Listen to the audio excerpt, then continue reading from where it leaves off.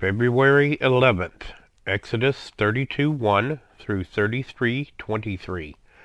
When the people saw that Moses was so long in coming down from the mountain, they gathered around Aaron and said, "Come, make us gods who will go before us. As for this fellow Moses who brought us up out of Egypt, we don't know what has happened to him." Aaron answered them, "Take off the gold earrings that your wives, your sons, and your daughters are wearing, and bring them to me." So all the people took off their earrings and brought them to Aaron. He took what they handed him and made it into an idol cast in the shape of a calf, fashioning it with a tool. Then they said, "These are your gods, Israel, who brought you up out of Egypt." When Aaron saw this, he built an altar in front of the calf and announced, "Tomorrow there will be a festival to the Lord." So the next day the people rose early and sacrificed burnt offerings and presented fellowship offerings. Afterward they sat down to eat and drink and got up to indulge in revelry. Then the Lord said to Moses, "Go down, because your people, whom you brought up out of Egypt, have become corrupt. They have been quick to turn away from what I commanded them, and have made themselves an idol cast in the shape of a calf.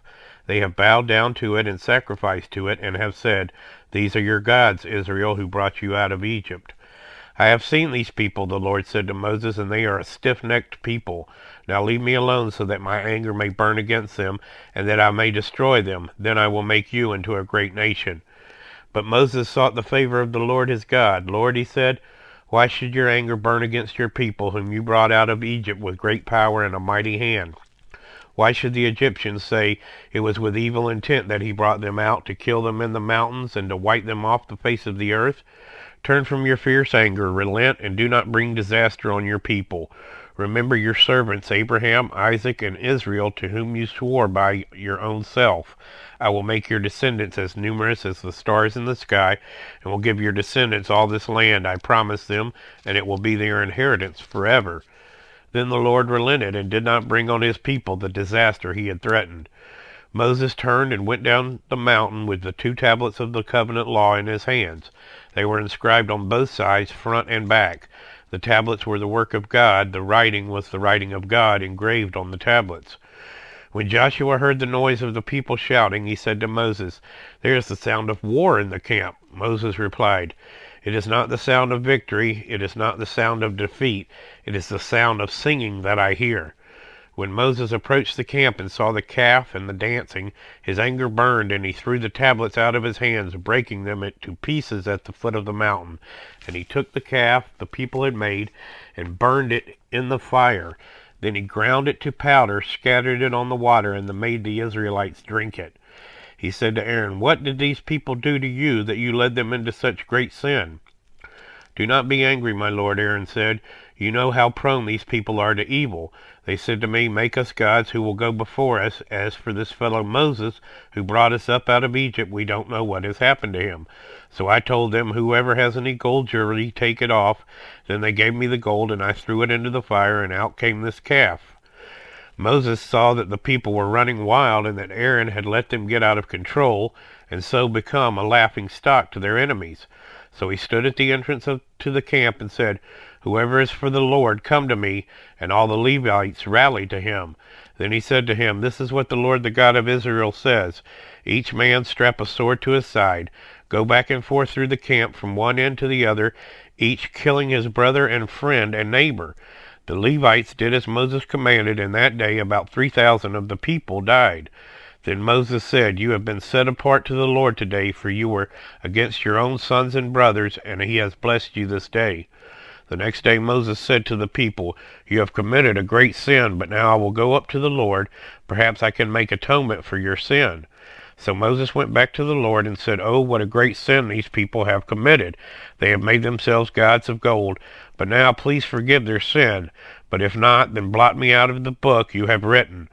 The Lord replied to Moses, "Whoever has sinned against me I will blot out of my book. Now go, lead the people to the place I spoke of, and my angel will go before you.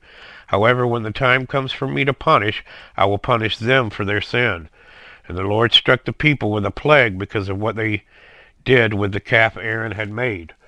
Then the Lord said to Moses, "Leave this place, you and the people you brought up out of Egypt, and go to the land I promised on oath to Abraham, Isaac, and Jacob, saying, 'I will give it to your descendants.'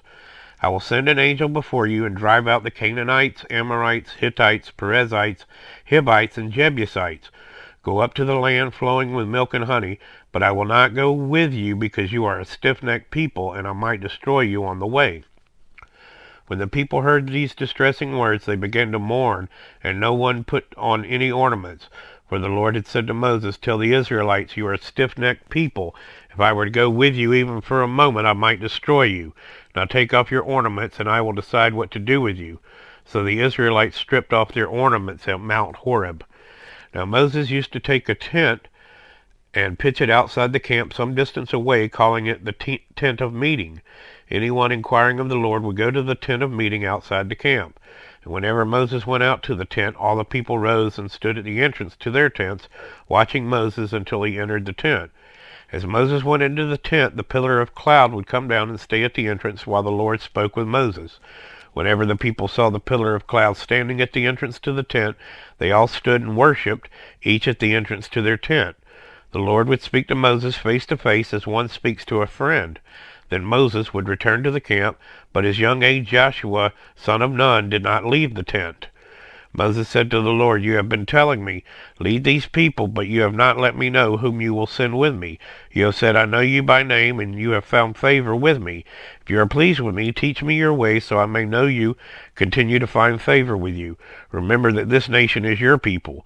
The Lord replied, "My presence will go with you, and I will give you rest." Then Moses said to him, "If your presence does not go with us, do not send us up from here. How will anyone know that you are pleased with me and with your people unless you go with us? What else will distinguish me and your people from all the other people on the face of the earth?" And the Lord said to Moses, "I will do the very thing you have asked, because I am pleased with you and I know you by name." Then Moses said, "Now show me your glory." And the Lord said, "I will cause all my goodness to pass in front of you, and I will proclaim my name, the Lord, in your presence. I will have mercy on whom I will have mercy, and I will have compassion on whom I will have compassion. But," he said, "you cannot see my face, for no one may see me and live." Then the Lord said, "There is a place near me where you may stand on a rock. When my glory passes by, I will put you in a cleft in the rock and cover you with my hand until I have passed by. Then I will remove my hand, and you will see my back, but my face must not be seen." Matthew 26:69 through 27:14. Now Peter was sitting out in the courtyard, and a servant girl came to him. "You also were with Jesus of Galilee," she said, but he denied it before them all. "I don't know what you're talking about," he said. Then he went out to the gateway, where another servant girl saw him and said to the people there, "This fellow was with Jesus of Nazareth." He denied it again with an oath, "I don't know the man." After a little while, those standing there went up to Peter and said, "Surely you are one of them. Your accent gives you away." Then he began to call down curses, and he swore to them, "I don't know the man." Immediately a rooster crowed. Then Peter remembered the word Jesus had spoken, "Before the rooster crows, you will disown me 3 times." And he went outside and wept bitterly. Early in the morning, all the chief priests and the elders had made plans how to have Jesus executed. So they bound him, led him away, and handed him over to Pilate, the governor. When Judas, who had betrayed him, saw that Jesus was condemned, he was seized with remorse and returned the 30 pieces of silver to the chief priests and elders. "I have sinned," he said, "for I have betrayed innocent blood." "What is that to us?" they replied. "That's your responsibility." So Judas threw the money into the temple and left. Then he went away and hanged himself. The chief priests picked up the coins and said, "It is against the law to put this into the treasury, since it is blood money." So they decided to use the money to buy the potter's field as a burial place for foreigners. That is why it has been called the Field of Blood to this day. Then what was spoken by Jeremiah the prophet was fulfilled. They took the 30 pieces of silver, the price set on them by the people of Israel, and they used them to buy the potter's field, as the Lord commanded me. Meanwhile, Jesus stood before the governor, and the governor asked him, "Are you the king of the Jews?" "You have said so," Jesus replied. When he was accused by the chief priests and the elders, he gave no answer. Then Pilate asked him, "Don't you hear the testimony they are bringing against you?" But Jesus made no reply, not even to a single charge, to the great amazement of the governor. Psalm 33, 1 through 11. Sing joyfully to the Lord, you righteous. It is fitting for the upright to praise him. Praise the Lord with the harp. Make music to him on the 10-stringed lyre. Sing to him a new song, play skillfully, and shout for joy. For the word of the Lord is right and true. He is faithful in all he does. The Lord loves righteousness and justice. The earth is full of his unfailing love. By the word of the Lord the heavens were made, their starry host by breath of his mouth. He gathers the waters of the sea into jars. He puts the deep into the storehouses. Let all the earth fear the Lord. Let all the people of the world revere him. For he spoke, and it came to be. He commanded, and it stood firm. The Lord foils the plans of the nation. He thwarts the purposes of the people. But the plans of the Lord stand firm forever, the purposes of his heart through all generations. Proverbs 8:33 through 36. Listen to my wisdom's instruction and be wise. Do not disregard it. Blessed are those who listen to me, watching daily at my doors, waiting at my doorway. For those who find me find life and receive favor from the Lord. But those who fail to find me harm themselves. All who hate me love death.